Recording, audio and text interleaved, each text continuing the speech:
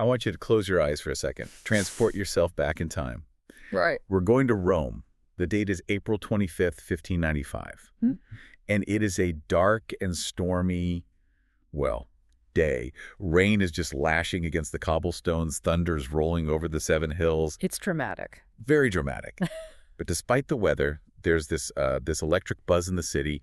The Vatican is in overdrive. You've got cardinals fussing over banquet menus. The Pope himself, Clement VIII, is preparing this massive ceremony on the Capitoline Hill. It is supposed to be the event of the decade. And we should probably set the stakes here, because this isn't a political coronation. I mean, they're not crowning a king or an emperor. No. They are preparing to crown a poet, the king of poets. Mhm. And you have to understand, this was a huge deal. The laurel wreath they were going to use had basically been collecting dust since Petrarch wore it centuries earlier. Right. So this is like the ultimate validation. It's the Nobel Prize, the Lifetime Achievement Oscar, and a knighthood all rolled into one beautiful leafy package. Exactly. So the entire intellectual world of Europe, they're all looking at Rome. They're all waiting to celebrate this man, the greatest living writer of the age, Torquato Tasso. But here's the twist. And it's a really dark one. It's so cinematic. While all the dignitaries are down on the Capitoline Hill, polishing their speeches and getting their robes ready, the guest of honor isn't there. He's not even close. He's on a completely different hill, the Janiculum, right at this little convent called Sant'Onofrio. And he is not trying on his laurel wreath. He's lying in a monk's cell, listening to that same rain, and he is dying. It's just a devastating image, isn't it? He'd arrived there just a little while before, in the middle of a storm, basically dragging his broken body up the hill. And when the monks opened the door to greet this huge celebrity, I mean, this man who was supposed to be the pride of all Italy, Tasso, just looked at the prior and said, "I have come here to die." Wow. He knew the coronation was a phantom. It was never going to happen for him. He was out of time. And that moment right there, the king of poets dying alone in a monastery while the world prepares this huge party he'll never attend, that is the perfect encapsulation of the man we're talking about today. It really is. So welcome to our deep dive into the life and work of Torquato Tasso. And if you're listening to this thinking, Tasso, I think I read a footnote about him in college once, you are in for a ride, because Tasso is the original archetype. He really, really is. You know how we have this cultural concept of the tortured artist? This idea that genius always comes with a side order of madness, suffering, and persecution. Sure, Van Gogh cutting off his ear, Sylvia Plath, Kurt Cobain. Exactly, we think of them. But Tasso is the grandfather of that entire lineage. He was the first one to really, truly embody that tragic fusion of supreme, world-changing talent and supreme, soul-crushing instability. And the mission for this deep dive is to figure out how that happened. We're talking about a guy who wrote Jerusalem, Liberata Jerusalem Delivered, which is, and it's not really an exaggeration to say this, it's arguably the greatest epic poem of the entire Renaissance. It's right up there. A masterpiece. He had the world at his feet. He was handsome, he was brilliant, he was a favorite at the most glamorous court in Italy, and yet he ended up locked in a madhouse for 7 years. Which is the central question, right? That's what we have to answer today. How did he get there? Was he actually mad in a clinical sense we'd understand today? Or was he a victim? Was he gaslit by a rigid, paranoid society that just had no idea what to do with a mind like his? So we're going to be looking at his biography. We'll dig into the actual plots of his masterpieces, and we'll even read through the heartbreaking letters he wrote from inside the asylum to try and piece together the truth. It's a complicated story. So let's unpack this life. To understand that tragic ending, we really have to start at the beginning. And with Tasso, the beginning is almost prophetic. He wasn't some self-made man who just stumbled into poetry. He was born into the family business. He was. Born in 1544 in Sorrento, which, if you've never been, is this absolutely beautiful coastal town. His father was a man named Bernardo Tasso. And Bernardo wasn't just some hobbyist. He was a serious, famous nobleman poet in his own right. He had a reputation. Okay. But I think, more importantly, Bernardo was a professional courtier. And we need to clarify what that means, because courtier sounds like a very fancy, cushy job. Yeah. Where you just, I don't know, bow a lot and wear nice tights. But in 16th century Italy, being a courtier was more like being a high-level executive in a company that is constantly being raided by the FBI Yeah. while also being in the middle of a hostile takeover. It was dangerous. That is a perfect analogy. It really is. You have to remember, Italy wasn't a unified country. It was this patchwork of the city-states and principalities, Ferrara, Mantua, Urbino, the Papal States, and they were all fighting each other, all dealing with massive foreign powers like Spain or France breathing down their necks. A political minefield. A total minefield. And Bernardo, Tasso's father, he worked for the Prince of Salerno. Now, the prince got into a massive political conflict with the Spanish government, who controlled Naples at the time. The prince was declared a rebel and outlawed. And because Bernardo was his secretary, his right-hand man, Bernardo, went down with the ship. So Torquato was just a little kid at this point, watching his dad get declared an enemy of the state. Exactly. The family is outlawed. Their entire patrimony, all their property, is seized by the government. Bernardo is proclaimed a rebel and has to flee into exile. So from the very beginning, Tasso learns this brutal, brutal lesson. Art and politics are a toxic mix. You can be a celebrated poet one day and a homeless refugee the next. And the trauma doesn't just stop with the politics. There's a personal family tragedy here that feels like something straight out of a true crime podcast. It really does. While Bernardo is in exile, young Torquato is separated from his mother, Portia de Rossi. This must have been devastating for him.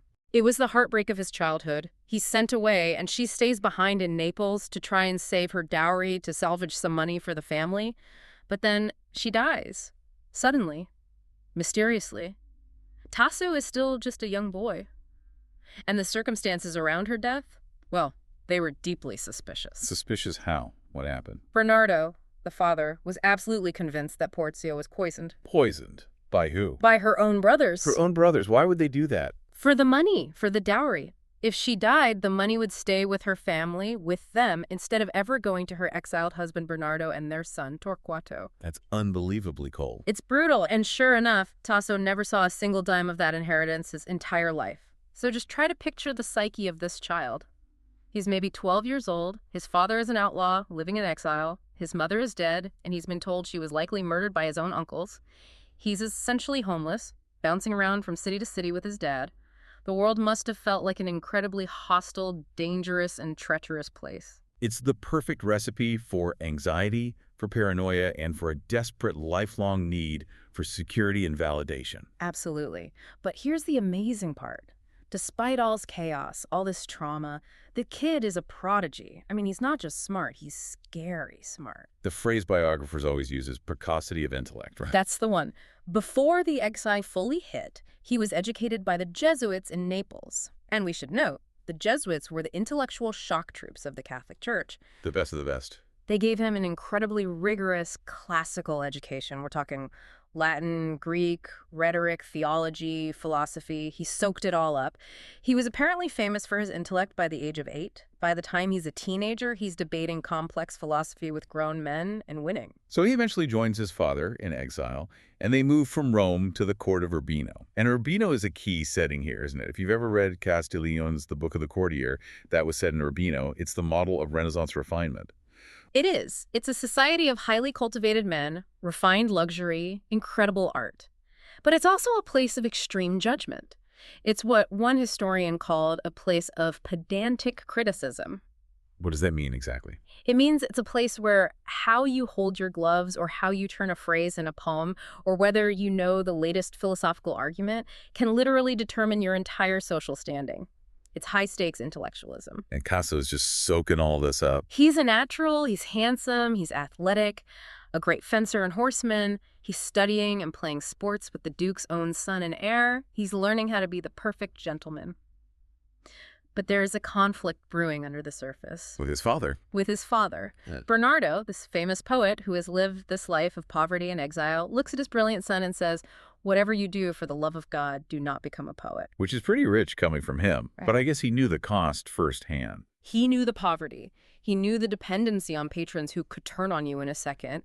He didn't want his son begging princes for scraps his whole life. So he does what so many parents do. He forced Tasso to study law at the University of Padua. I feel like my father forced me to study law is the origin story of half the great artists in history. It really is. And like pretty much all of them, Tasso ignored it. He apparently sat in the law lectures, but under the desk he was secretly reading philosophy and writing verse. And then the rebellion happens. In 1562, at the ripe old age of 18, he publishes an epic poem, a full-blown epic called Rinaldo. 18 years old.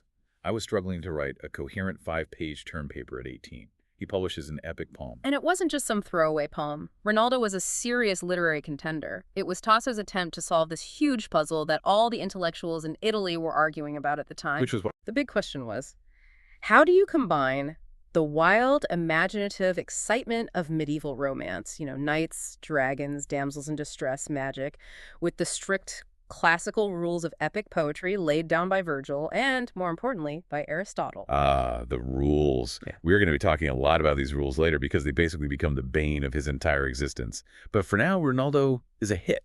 It is a massive success. It shows incredible originality, its amazing command of language. And Bernardo, the father, he finally has to admit defeat. He realizes his son isn't going to be a lawyer. He's a poet, and maybe a better one than Bernardo ever was. So he drops out of law school. He has a hit debut under his belt, and this success sets him on a path to the most glittering and maybe the most dangerous court in all of Italy, Ferrara.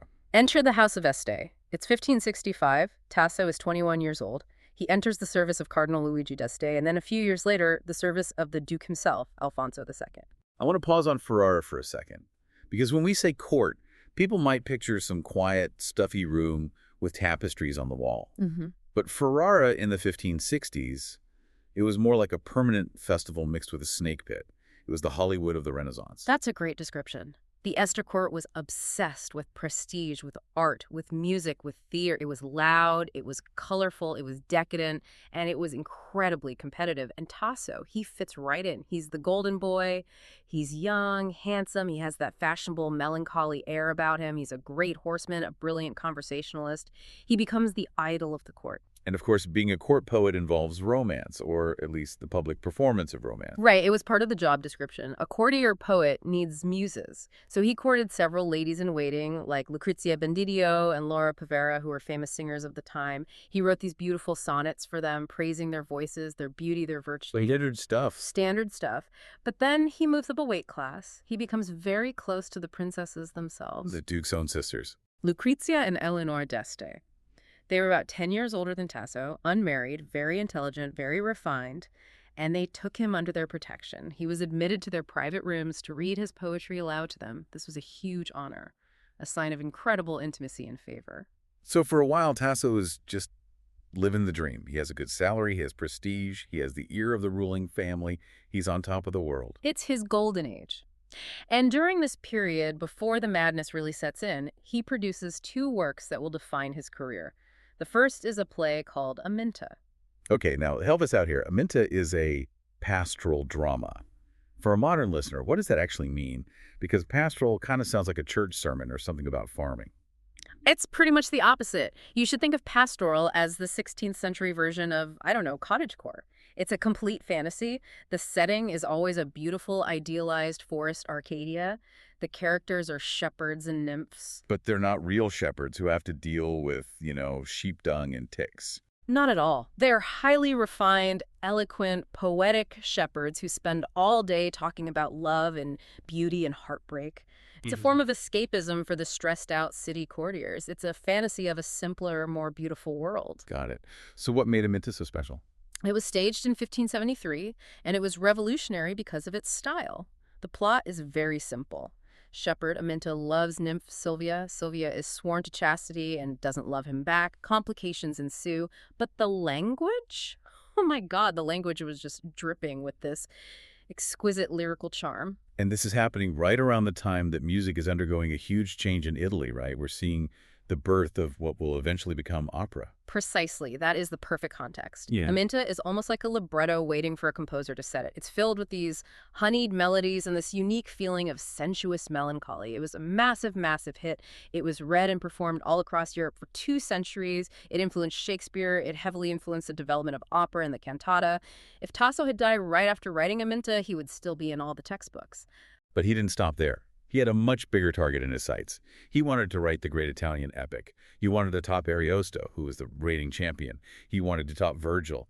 He set out to write Jerusalem Liberata. Jerusalem Delivered. He finished the draft around 1574 when he was just 31 years old. We need to dive deep into this book because Yeah. this is the masterpiece. This is the main event. On the surface, it's about the First Crusade, specifically the Siege of Jerusalem in 1099. But that sounds a little dry, a little bit like homework. What is the actual experience of reading this thing? Well, Tasso was brilliant. He knew that a poem that was just about military strategy and pious knights praying would be incredibly boring. So he creates this nominal hero, Godfrey of Bouillon, who is the leader of the Christian army. And Godfrey is, well, he's pious, he's serious, he's modeled on Virgil's Aeneas, and frankly, he's dull as dishwater. He's the guy you're supposed to root for, but you don't really care about him. Exactly. He's the designated good guy. But Tasso, very cleverly, surrounds Godfrey with what I like to call the soap opera. The good stuff. The really good stuff. The romance, the magic, the conflicted villains, the psychological drama. This is where the poem comes alive. The real appeal is in all of the side characters who are constantly getting distracted from the holy war by their very human feelings. Okay, so walk us through some of these characters. Who are the fan favorites that made this book a bestseller? All right, first you have to talk about Clorinda. She is a fascinating revolutionary character. She's a warrior maiden fighting for the enemy side, for the Saracens defending Jerusalem. She wears full armor, she's their greatest champion, she kicks butt, she's totally independent. And one of the top Christian knights, a prince named Tancredi, falls desperately, obsessively in love with her after seeing her just once. And this obsession leads to one of the most famous and most tragic scenes in all of literature. It's the duel. It's unforgettable. They meet on the battlefield at night. Clorinda is wearing her full armor. Her helmet is down, so she's anonymous. Tancredi doesn't know it's her. He thinks he's fighting another male enemy champion. And they fight this brutal, intimate, desperate duel to the death under the stars. It's described in excruciating detail.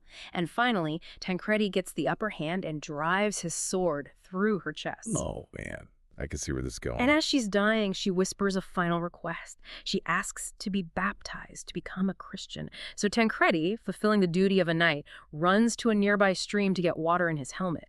He comes back, takes off her helmet to baptize his dying enemy, and he realizes it's her. It's the woman he loves. She dies in his arms just as he baptizes her. That is absolutely gut-wrenching. It is. It wrecked readers. People wept over this scene for centuries. It brings this incredible humanity and pathos to the enemy. It's not just good versus evil anymore. And then for something completely different, you have Armida. The witch, the sorceress. The beautiful sorceress, yes. She is a demonic agent, basically. She's sent by the forces of hell to distract and seduce the Christian knights. She uses her magic to lure their greatest warrior, Rinaldo, who is a different character from the one in his earlier poem, away to her enchanted island.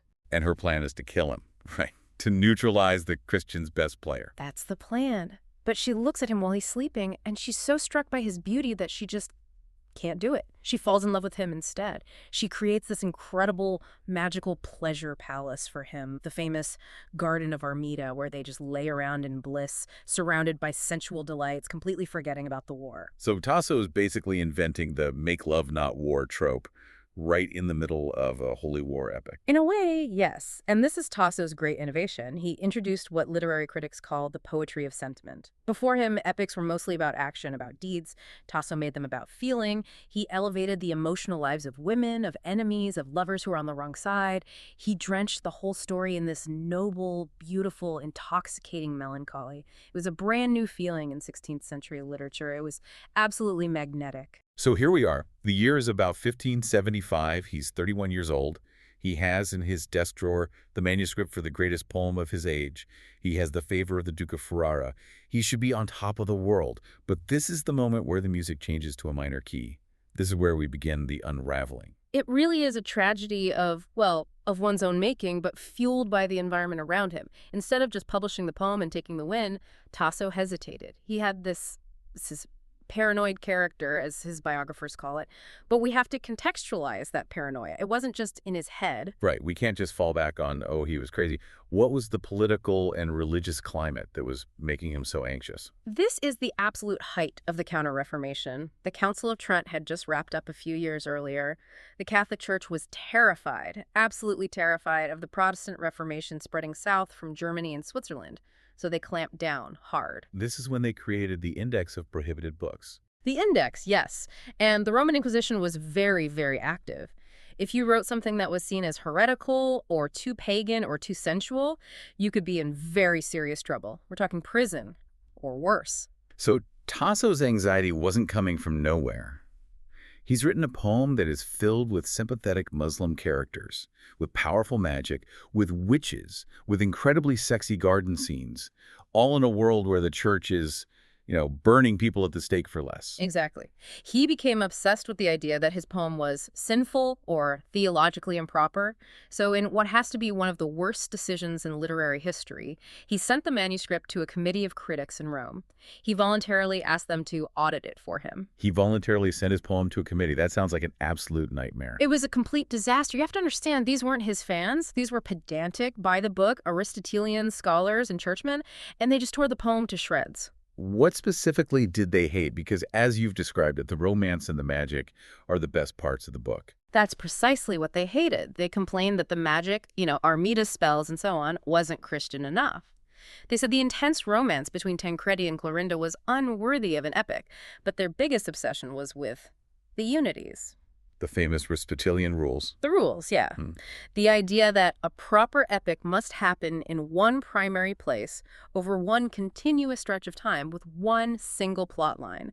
And they looked at Tasso's masterpiece and said, too many subplots. It's too messy. Too many distractions. You have to cut the garden scene, cut the death of Clorinda, cut the love stories. They were basically trying to turn his Technicolor masterpiece into a black and white documentary. They wanted to strip out everything that made it special. And Tasso tried to argue with them. He wrote these long, desperate letters defending his artistic choices, but he was driven almost mad with worry. He was caught in this impossible bind, trying to reconcile his own artistic genius with the rigid, suffocating demands of these critics and the stress of it all, feeling like a heretic, feeling like a failure. It cracked him. And this is where we see the slide into what his contemporaries called persecution mania. Yes, this is the mid-1570s. Tasso starts having active delusions. It starts small. He thinks the servants at the court are stealing his notes, his books. Then he becomes convinced they are spying on him and reporting back to the Inquisition. Then he thinks the Duke himself is plotting against him. He almost stopped eating because he expected to be poisoned at every single meal. And it wasn't just paranoia in his head. He started acting out in public. Violently. In 1576, he got into a huge quarrel and physically assaulted a courtier named Medallo because he thought Medallo was spreading rumors about his private life, specifically about a same-sex love affair, which, again, in the climate of the Counter-Reformation, was an accusation that could get you killed.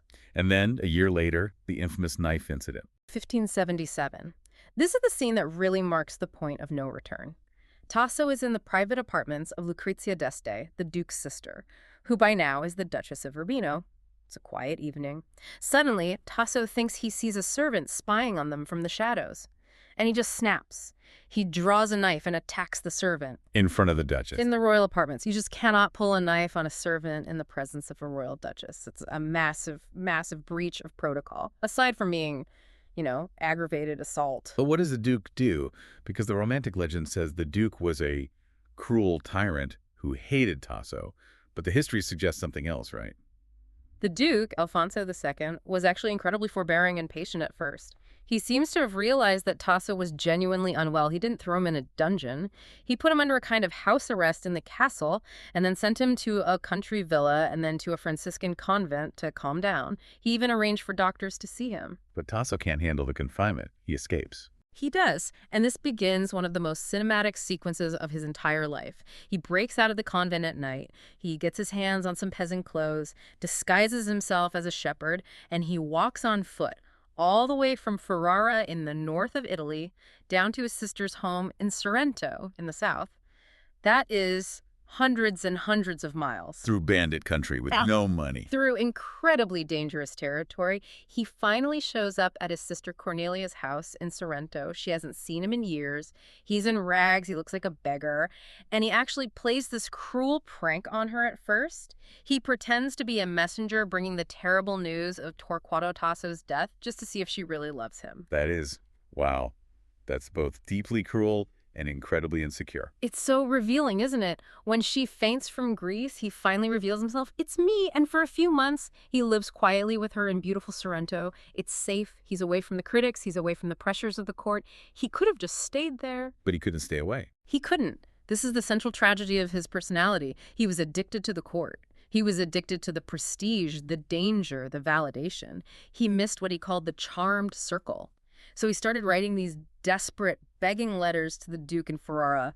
I'm better now. I'm cured. I promise I'll behave. Please let me come back. And the Duke actually takes him back after everything. Reluctantly. The Duke's condition was, okay, you can come back, but you have to agree to submit to medical treatment for your melancholy. You have to take your medicine and listen to the doctors. And Tasso agrees. So he goes back to Ferrara, but the timing is just catastrophic. It's 1579, and this is the grand finale of his breakdown. Tasso arrives back in Ferrara, and he's probably expecting a hero's welcome. The great poet returns, but he walks into a city that is in total chaos. Duke Alfonso is about to get married for the third time, this time to a princess from Mantua. Why was the Duke so stressed out about this? A royal wedding should be a party. It was a desperation wedding. Alfonso had no children, no heir from his first two marriages. If he died without a son, the Pope was legally entitled to seize the entire Duchy of Ferrara and annex it to the Papal States. The very existence of the Este dynasty was on the line. The Duke was frantic. He had absolutely zero time or patience for a neurotic poet having a personal crisis. So Tasso arrives, and nobody rolls out the red carpet for him. He gets completely ignored. He's given bad rooms in the castle. The other courtiers, who were probably jealous of him anyway, openly mock him. And Tasso, with his fragile ego and his raging paranoia, takes all of this as a deliberate personal attack, a conspiracy, and he just explodes. What does he do? He breaks into what the chronicles call open abuse in the middle of the court. He screams insults at the Duke. He screams at the new princess from Mantua. He shouts blasphemies. He behaves like a complete and utter lunatic in front of all the most important diplomatic guests from all over Italy. And that's it. That's the last straw.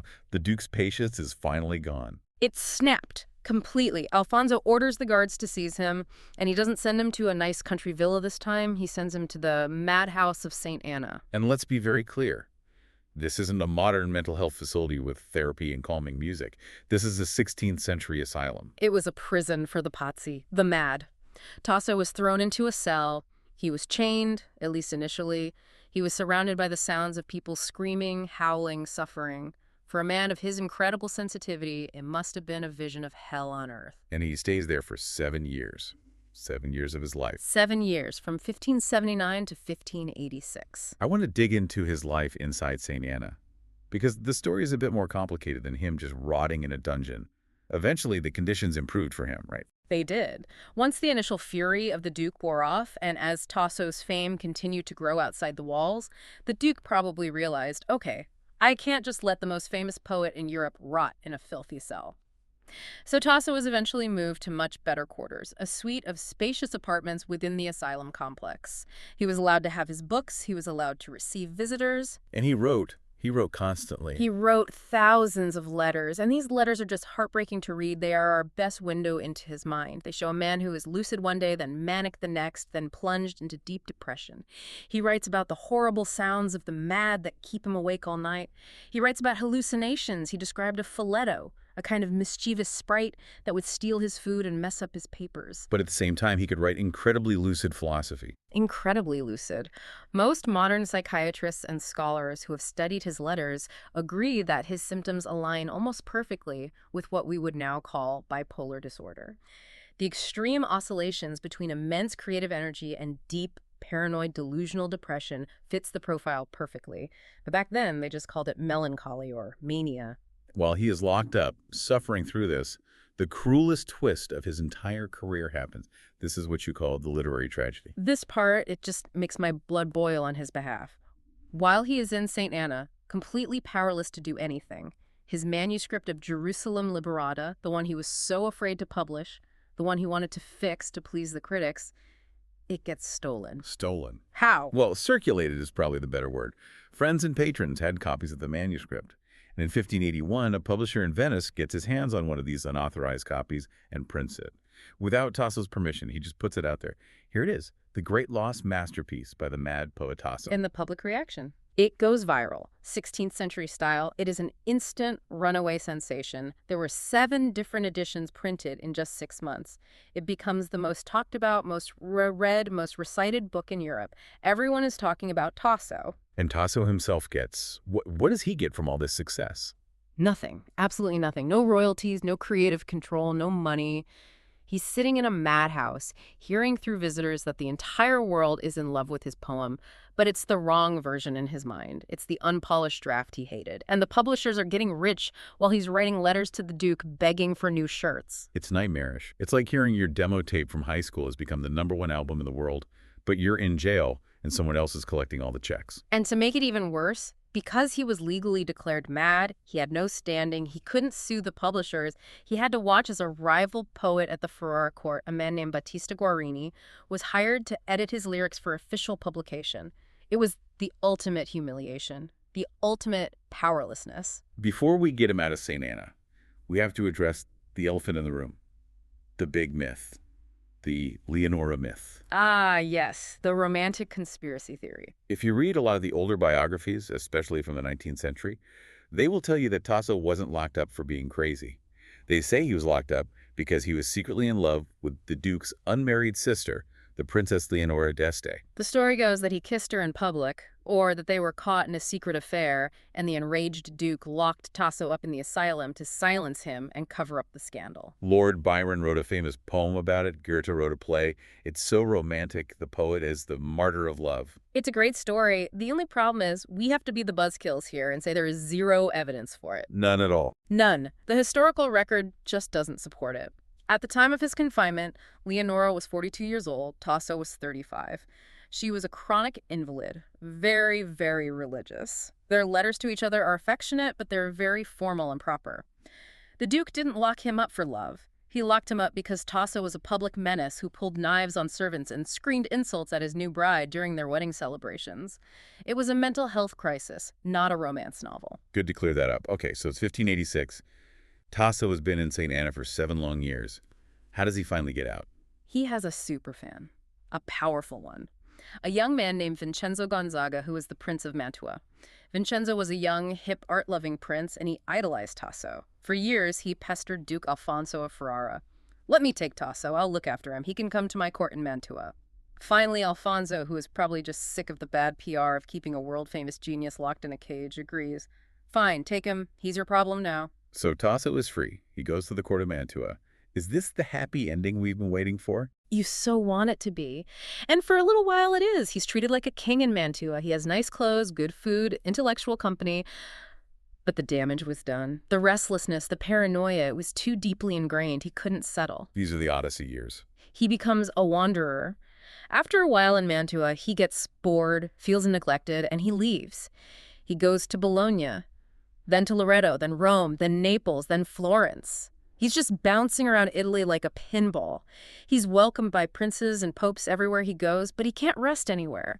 He always finds a reason to be paranoid or unsatisfied. There's that sad, famous quote from the people in Florence who saw him during this period. Yes, they saw this shambling, prematurely old man, probably in his mid-40s but looking 70, and a Florentine diarist wrote, "Actum est eo." It is all over with him. They looked at him and saw a ghost.